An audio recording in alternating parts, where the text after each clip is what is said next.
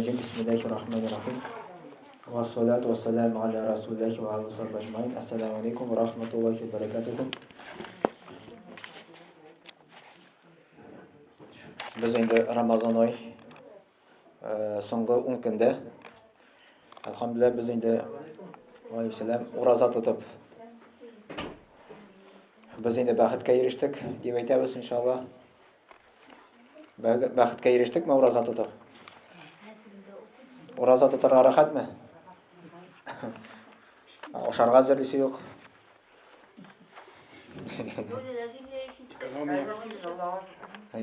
Bereketli oy. Roza tutarga jengilmisin? Yusuf Hazret aytmıştı ki, neçə bolasa kim sen roza tutmuşsunuz, raz jengil ekan roza tutarga. Ramazan oy bulma. Urazalar türlüçe baralar. Tege nafil urazalar var bitinde. Mene Ramazan o'tgach Şevval oyında 6 kun. Muhammed sallallahu aleyhi ve sellem aytdi ki, Ramazan oyidan so'ng еще 6 kun tuta. Şevval oyında ol yıl bo'yi tutgan kebek savab bo'la. Аңар. Arafa kunni uraza tutu бар, ol Qurbanning oldindan bir kun qolgach. Ул вакытта 2 елга гынахлар кечирилә дип килә. Tutsan urazаны. Andары Recep ayındağı yok. Dəlil yox onlar. Şaban ayında var. Onda күпме тоталасың, шуларны тотасың дигән Ramazan ayı, Ramazan хәтне инде ул. Andары Muharram ayında бар. 9-ы, 10-сы, ise 10-ы, 11-е. 2 көн инде анда. Можно 3 көн тотарга, можно 1 көн, можно 3 көн тотарга, 2 көн тотарга инде. Andары понедельник, четверг тотсаң була. Бу Мухаммад пәйгамбәр саллаллаху сүннәте постоянный ел дәврендә. Andары пәйгамбәр саллаллаху сүннәтенә булып тора. Ой тулы булгач, ул теге мәсәлән календарь буенча, мусульман календарь буенча 13, 14, 15 көннәр. Andары елбашы буламы, Мөхәррәм айы, елбашы буламы искеше теге. Шулай була. Andары уразасы бар, өйләнмәгән кешенең. Халасты кешенең уразасы бар. Шундый Мөхәммәд саллаллаху алейхи әйтте, яшьләр диде. Кемнең мөмкинчелеге бар иләнегез, кемнең мөмкинчелеге юк ураза тотсын ди. Аны кемнең мөмкинчелеге иләнергә ураза тотсын дип Пәйгамбәр саллаллаху алейхи әйтте инде. Аның өчен ураза тоту хәйле була. Андары көн аралаш ураза бар.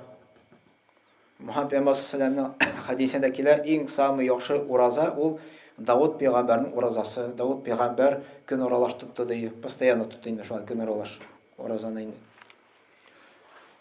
Но көн сайын без причины ураза тоту рухсат ителми. Постоянно без причины инде. Какая-то причина была тишине монда инде.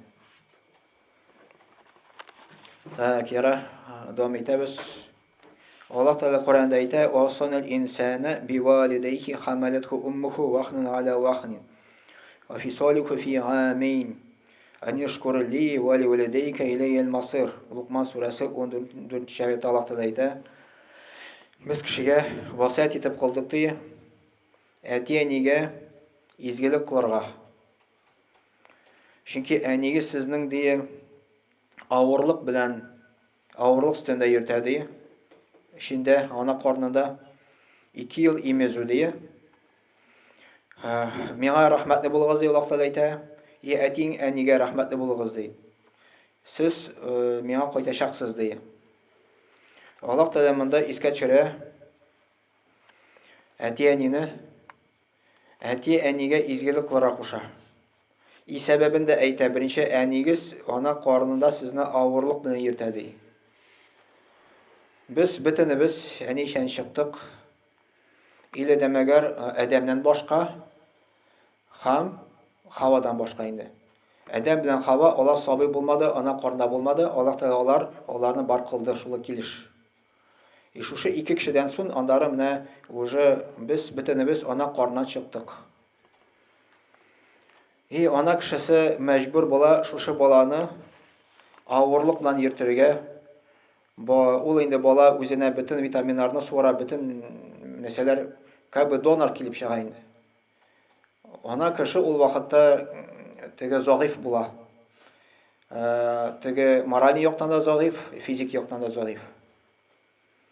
И ул вакытта хатын-кыз иркәдә була. И шуның өчен Аллаһ Тәгалә моны искә төшерә, авырлык белән йөртте ди. И баланы тудырды, баланы үстерде, күпме керем кертте. И шул хәтле күп керткәч, Аллаһ Тәгалә әйтә, әти-әнине рәнҗетмәгез ди.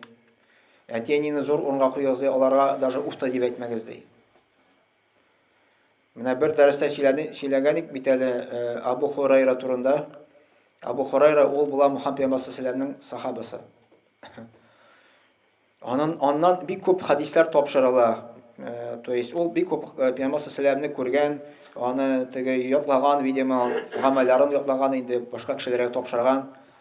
И Абу Хурайра үзенең әнисенә генә тавышын күтәрде дә, яндары бик каты үкенде. Чуть-чуть безнең без аны даже гынакасы санамыйбыз инде. И шуннан үкенеп, ул ике кылны сатып алып азат итә. Садака итә. Менә шушы кичкенә әйбер өчен генә. Менә безнең динебез өйрәтә әти-әнигә бик каты изгелек кылырга. Ул күрәсен җиңел әйбер түгел. Коръәндә Аллаһ Тәгалә әйтә, әти-әнигез дия, картлык яшькә җиткәч ди, яисә икесе, яисә берсе, аларга уфта дип әйтмәгез ди. Бер хәзрәт вагазында сөйли, студентларга сөйләдем ди, шушы вагазны ди. Студентлар әйтәләр ди, без бит әти-әнигә уф әйтмәйбез дип әйттеләр ди. Хәзрәт әйтә, әле сезнең әтигез, әнигез яшь, уф ди, вакытта әйтмисез ди. Кашан әти-әнигез сезнең ди Казанга бәрәңге тутырып җибәрә сезгә ди, итне тутырып җибәрә, ул вакытта уф әйтмисең ди. Но монда Аллаһ Тәгалә әйтә, уф дип әйтмәгез, именно картлыкка җиткәч инде ди. Карт ул вакытта күзе дә күрмәскә может, колагы да ишетмәскә может, акылдан да китергә может, урын өстендә дә ятарга, анда шунда туалетка да йөрергә.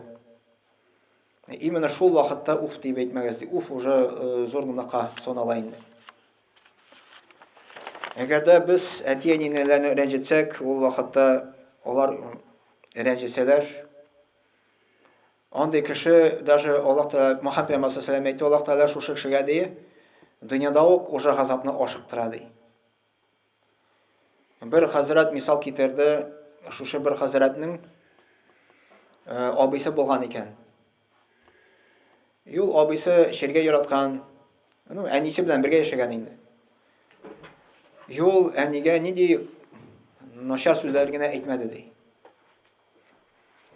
Әни вафат булгач, үлеп киткәч ди, бу да асылынып үлеп китте ди. Менә әти-әнине рәнҗеткән кеше даже менә Аллаһ Тәгалә пәйгамбәр әйтте, дөньяда уже газапны ашыктыра ди. Без әле кайларда изгелек эзләп йөрибез. Безнең әниебез исән икән, әтиебез исән икән. Менә шунда иң күп изгелек ята. Шуларга бик күп изгелек кылыгыз. Ул вафат булгач, андый изгелек уже югала. Хадистә килә бит, җәннәт әнинең аяк астында дип инде. Пожалуйста, изгелек кыл әнигә, исән икән, әтиеңә изгелек кыл. Аннан да зур изгелек була аламы? То есть имеется в виду кешеләргә карата инде. Аллаһ Тәгаләдән сон. Шуның өчен менә Аллаһ ризалыгы өчен менә әти-әни белән яшибез икән, тырышырга кирәк, түзәргә, сабыр итәргә. Мин теге бәхет турында сөйлим, именно бәхет шунда. Әнигезгә кайтып, анда изән юып чыгыгыз, ризалатыгыз әти-әнине. Теге тоже Рамил Юнус вагазында сөйли, күптән ел, 1-2 ел, 20 ел булган может бәлкидер. Теге Кул Шарифка бер ират килде ди. Йөрәгем авырта дип әйтә ди. Видимо, йөрәк тә может авырткан, может ул теге мораль яктан да авырткандыр инде, теге психология ягыннан да. Мен әйтәм, әниң исәнме сонда? Исән ди, күптән күрмәдемме сонда? 4 ел күрмәдем ди, кая яши? Әнә Самара өлкәсендә яши ди. Мен әйтәм, бар әни яна кайт. Әнинең ризалат, изәне юып чыгар. Менә шул сиңа ул дава булыр дип әйттем ди. Аннары китте ди, аннары бүтән уже күрмәдем янда дип әйтәм. Теге кешеләр әле кайларга психолог ярына баралар, монда баралар. Менә әти-әни ризалат, әти-әни син өчен дуа кылып торыр. Бер бәла казага ирештең икән, авырлыктан чыга алмыйсың икән, әйт, әти-әнине ризалат, ул дуа кылсын. Иншалла, чыгу ишеген шунда булыр. Как Усман хәзрәт Исхакый электән әйтә инде ул. Аның кашан анасы исән булган вакытында Рашида абыстай инде. Эштә ди, или любой җирдә теге авырлыкка ширим икән ди, теге чыгу ишеген таба алмыйм икән ди, мин әнигә шалтыртам ди.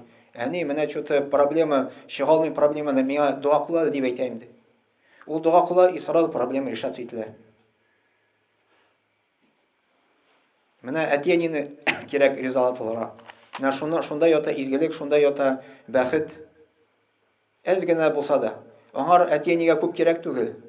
Аңар может синең теге йомшак сүз генә җитәдер. Ул шун белән йомшап китәдер, иншалла. Андары Аллаһ Тәгалә әйтә: "Ва из тә'әззәнә раббукум ла ин шакартум ла азиданнакум ва ла ин кафартум инна ғадаби лашадид." Ибраһим сүрәсе 5-нче аят. Андары бәхетләрдән берсе булып тора шөкр итү. Аллаһ Тәгалә әйтә, әгәр дә сезнең Раббыгыз хөкем кылды ди, әгәр дә сез аңа шөкр итсәгез ди, нимәтләрне үстим ди. Ну, көфрлек кылсагыз, дөреслектә минем газабым каты дип әйтә Ибраһим сүрәсе 5-нче аятта. Шөкр турында монда инде башка теге дәресләрдә булды. Шөкр турында әйттем инде, анда кеше күп төркемгә бүленә, 5 төркемгә инде. Беренчесе әйттек, нимәтне танымый, икенчесе нимәтне таный, нимәтне бирүчене танымый, ул шөкр итмәүче санала инде. Өченчесе нимәтне таный, нимәтне бирүчене таный, но шөкр итми, ул инде Аллаһка шөкр итмәүче санала. Андары дүртенчесе нимәтне дә таный, нимәтне бирүчене таный, шөкр итә, но Аллаһка буйсынмый. Ул шөкр итмәүче санала. Бишенчесе инде нимәтне таный, нимәтне бирүчене таный, шөкр итә, Аллаһка буйсына, менә монысы уже шөкр итүче төркемгә керә. Намаз укучы Аллаһка буйсынган кеше ул вакытта Аллаһка шөкр итә. Юсуф хәзрәт Дәүләтшин менә вагазда сөйли. Мәсәлән, сорыйсың, ничек намаз укыйсың? Мәсәлән, кеше әйтә инде, җумага керер өчен ди. Ну, представьте, а вдруг җумах юк. Без намаз укымаска тиешме? Юк, укырга тиеш, барыбер. Без намазны укыйбыз беренчедән Аллаһка шөкр йөзеннән. Әйтик бит инде, мәсәлән, кайбер кеше 50 сум мәчеткә сала да, ул уйлый инде, Аллаһ аңар бөтен нәрсә должен инде хәзер. Все, ул бәхетле яшәргә тиеш. Аңа уже бәла казарга ирешергә тиеш түгел инде. Алай булмый. Мөхәммәд пәйгамбәр саллаллаһу алейһи ва сәлләм кемне Аллаһ та күбрәк ярата ди, наоборот, Аллаһ та аңар күбрәк сынаулар бирә ди. Хадис килә. Кемне Аллаһ ярата, аңар күбрәк сынаулар бирә. Кемне Аллаһ та яратмый, аңар сынаулар бирми. Гунахлар сәбәпле ул теге дөньяга китә, шушы гунахлар белән Аллаһ та теге дөньяда аңар күбрәк газабын бирәчәк инде. Кемне Аллаһ та ярата, бу дөньяда гунахлар өчен бәла казалар бирә, чтобы ул чистарынсын өчен инде, шушы гунахлардан, Аллаһка кайтсын өчен инде, чтобы теге дөньяга чиста булып китсен өчен инде. Именно бу намаз булып санала шөкр. Без намаз белән Аллаһка шөкр итәбез, бөтен менә шушы нимәтләргә рәхмәт әйтәбез. Ураза тоту без Аллаһ Тәгаләгә шөкр итәбез. Бөтен нимәтләр өчен, менә бигрәк тә сәламәтлек өчен. Сәламәт булмаган кеше ураза тота алмый, тотмый ул. Аңа тотарга да ярамый. Сәламәт кеше ураза тота, Аллаһ Тәгалә рәхмәт йөзеннән. Гышырларны чыгарабыз, мәсәлән, бәрәңгедән уннан бер өлешен, балдан уннан бер өлешен чыгарабыз. Өлешен чыгарды икән, анын кимими безнең. Наоборот, Аллаһ та исти. Так, уннан бер өлешен дигәндә, мәсәлән, 10 банкадан менә бер банка чыгарга җиңел. 100 банкадан 10 банка чыгара уже авырап килеп чыга. Төрле сәбәпләр ди башлыйсың. Вроде ул фарыз да түгел бит инде дип уйлыйсың, теге обязательно түгел бит инде, ул бит теге сүннәт, мәҗбүри түгел дип шундый уйлар килә башлый.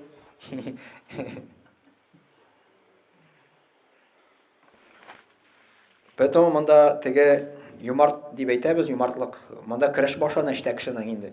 Юмартлык буенча. Иң самый күп савап кайчан беләсезме? Кайчан кеше соран, үзеңнең соранлыгын җиңеп бирә. Менә бу монда савабы иң күп шунда була. Потому что ул көрәште. Үзенең нәфсе белән көрәште. И юмартлыкка ирешү ул постепенно килә инде. Кеше сразу моменту юмарт булмаска может. Аны өчен кеше күнегүләр ясап, часто итеп өйрәнсән үзеңне инде ул хатта җиңел. Но юмартлылык ул не только мал белән бирү.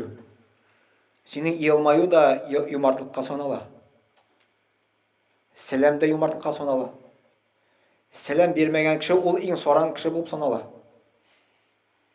Даже сәлам бирергә дә син саран килеп чыгасың бит инде. Сәлам бирдең, син юмартлыкны күрсәтәсең кешегә. Елмайдың икән, син юмартлыкны күрсәтәсең кешегә инде. И без үзебезне күбрәк теге елмаюларга өйрәтергә кирәк. Теге аңгырак кеше түгел инде теге. Башка теге кирпиччә бит әле теге елмай бирисең инде.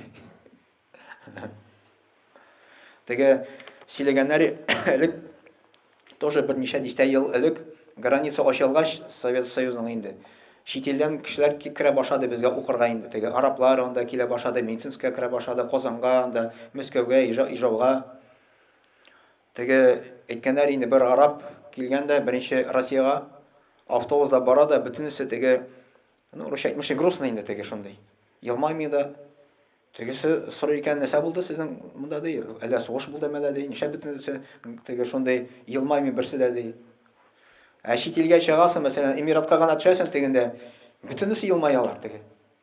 Бөтенесе сине теге ачык нәрсә белән кабул итәләр, бөтенесе хоть Саудовская Аравия киләсе, хоть Эмиратка, Россия кайтасың, что-то теге угрумыйлар күбесе инде. Бөтенесе түгел, но шундый. Теге сизелә андай бер инде. Безнең динебез наоборот куша елмаеп йөрергә. Но пускай сиңа авыр, җиңел түгелдер инде, авырлыклар килә, бәла каза килә, тырыш, әзрәк елмаерга. Даже сөйләгәннәр кадәр Саудовская Аравиядә булган кадәр, шул чит илдә дәүләттә бер арабский бер шейх, теге гыйлемле кеше инде, хәзрәт дип әйтәбез инде. Пәйгамбәр Мөхәммәд саллаллаһу сирасы турында сөйләгән, теге тормыш юлы турында сөйләгән инде. Теге телевидениене каршы. Яның гел елмая теге. Гел елмаеп сөйли. Кемдер аны елмаен күргәндә, даже исламны кабул иткән дип әйтәләр. Шушы елмаюны күреп инде. И безнең елмаюбыз җитми менә үзебезнең семьяга. Теге Юсуф хәзрәт сөйли бит әле. Дуста шалтыратса рәхәтләнеп сөйләшә ди, атасы шалтыратса теге нәрсә йөзен үзгәртә ди. Синең якын туганнар шалтырата бит, якын самый әти-әни шалтырата бит.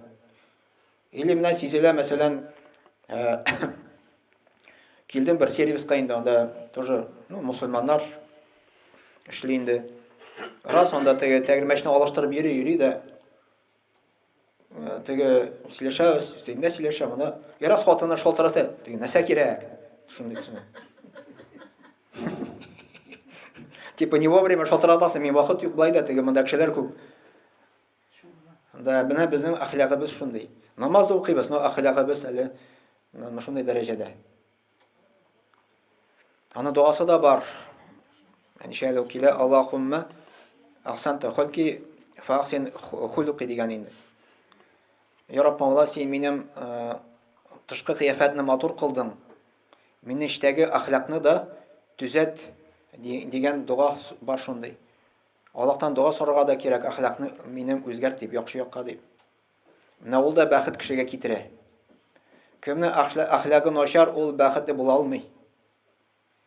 Бәхетле була алмый, ул бәхетле кем үзенең әхлагы яхшы итеп күрсәтә. Теге тоже теге дәресләрдә сөйләдем бит инде, теге бер хәзрәт тоже YouTube'та сөйли, бу Америкада булган инде.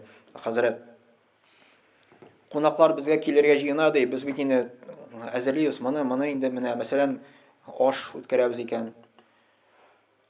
Теге даже талашып бетәбез ди, кай вакытны ди. Сабырлык җитми ди. Теге вакыт уже килеп җитә, теге кунаклар килергә тиеш инде. Ә монда еще теге бу әзер түгел, теге әзер түгел инде. И талашабыз бер-беребез белән инде ди. Ә монда кунаклар килә, сразу ассаламу алейкум, моментом үзгәрәбез ди. Теге кунакларга яхшы мөгамәлә күрсәтәбез, әхлакны күрсәтәбез, үзебезнең семьяга начарлык күрсәтәбез ди. Алай булырга тиеш түгел. Мөхәммәд пәйгамбәр саллаллаһу алейһи әйтте. Иң хәерлегез ди сезнең ди, кем үзенең гаиләсенә ди яхшылык күрсәтә ди. Үзенең гаиләсенә. Теге бер хәзрәт әйтмешли, теге Теге доска почета да булырга может кеше. Заводта индеме? Өйенә кайта, анан балалар кача мәсәлән. Или хатыны күрәсе килми аны. Андый да булгалый. Теге доска почета дигән бер анекдот искә төште инде, Зәрә сезне көлдереп алыйм инде. Әзрәк теге разгрузка. Теге японец килгән дә теге безгә кара бери дә теге доска почета алсынып тора икән. Сорый икән теге директорлардан нәрсә бу? Бу самые те, которые хорошо отличились теге эш буенча инде. Теге безнең российский директор сорый инде теге японецтан, ә сездә мондай доска почета юкмы ди? Ә бездә бөтенсе яхшы эшли ди.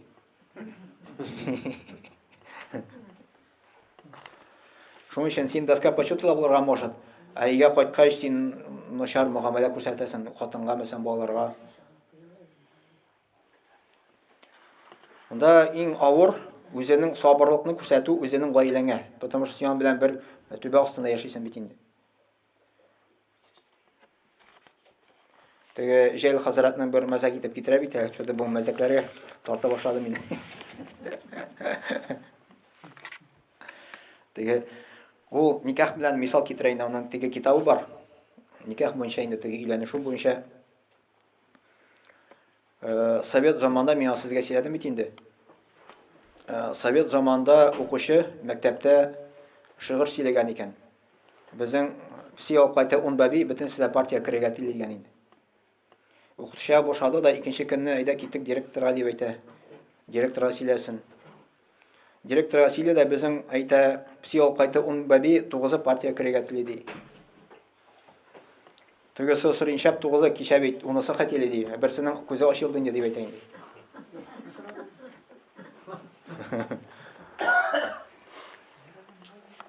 И ул мисал ни өчен китерә моны? Чөнки никахка хәтле кеше кешенең күзе йомык бит инде. Күз ачыла никахтан соң гына. Андарына карый кемгә кудай попал инде. Шуның өчен Мухаммад пәйгамбәр саллаллаху алейһи әйтте, өйләнгәндә ди 4 нәрсә карап өйләнергә була ди. Аның дәрәҗәсенә карап өйләнергә була ди, аның байлыгына карап өйләнергә була ди, аның матурлыгына карап өйләнергә була ди, аның диненә карап өйләнергә була ди. То есть бу рөхсәт ителгән. Ярамый дигән сүз түгел. То есть матурлыкка кызыгып өйләнергә була, дәрәҗәгә кызыгып өйләнергә була. Анда байлыкка да кызыга, матурлыкка да обычно кеше күбрәк матурлыкка кызыга бит инде. Но Мухаммад пәйгамбәр саллаллаху алейһи әйтте, 4 арасыннан да иң беренче урынга куегыз ди, менә шушы динне ди. А то проиграете ди. Ни өчен динне? Чөнки мәсәлән, хәтта арасында мәхәббәт бетсә дә, сүнсә дә, ул барыбер рәхимлек күрсәтәчәк үзенең хатынына, үзенең иренә. Ул Аллаһтан курка. Ул Аллаһ ризалыгы өчен савап эшли. Үзенең әхлагын яхшырта, әхлагын яхшы итеп күрсәтә. И даже мәхәббәт югалса да, аның әхлагы яхшы була. Кем Аллаһтан курка? Чөнки безнең бит инде тормышыбыз не только тәгә мәхәббәт генә корылган бит инде. Мондай рәхимлек тә булырга тиеш бер-беребезгә инде. Чөнки матурлык ике төрле бар. Тышкы яктан да и ички яктан да. Кеше может тышкы яктан бик матур булырга, эчтәге аның бөтен әшәке шунда. Эчтәге якны без ничек давалыйбыз? Именно только дин белән генә була. Дин теге нәрсә дип әйтәсе, калепның ширләре бар. Калеп ул күңел. Калеп күңел. Аның ширләре бар тәкәбберлек.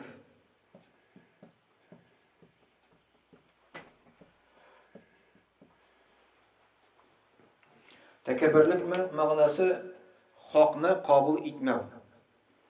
Син хакны сөйлә, син аны кабул итмисең тәкәбберлек сәбәпле. Андары бар хөсетлек.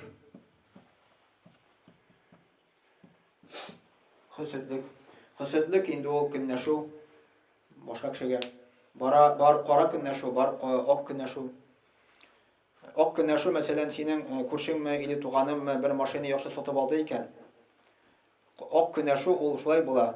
Син шушы нимәтне бөтен теләмисең. Син шу нимәтне үзеңә дә телисең, но бөтен дә теләмисең.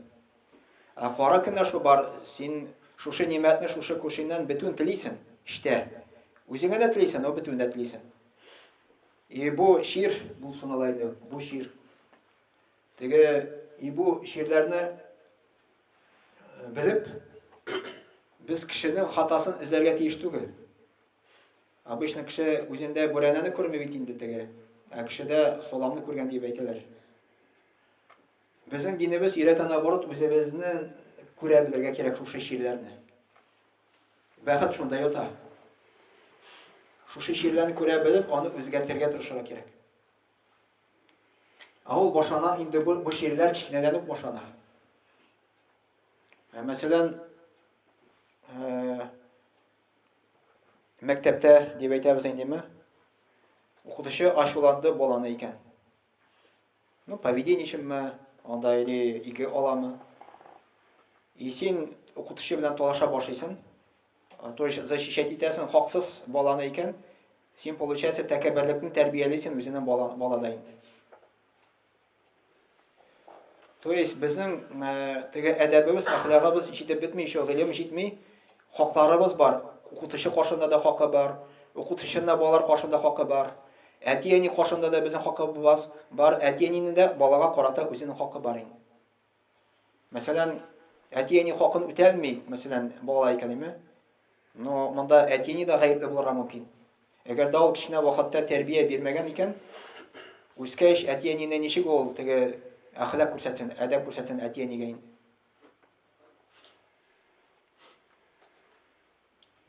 Ул кичкенәдән үк тәрбияләнә. Монда әти-әни семьяда ничек проблема решать итәләр. И балага да шул сеңеп бара.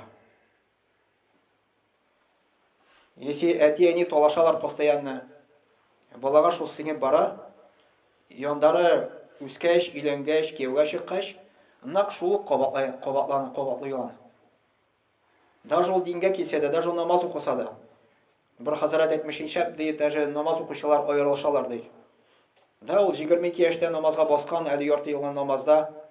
Но ведь 22 яшькә хәтле ул әти-әни астына үсте бит инде.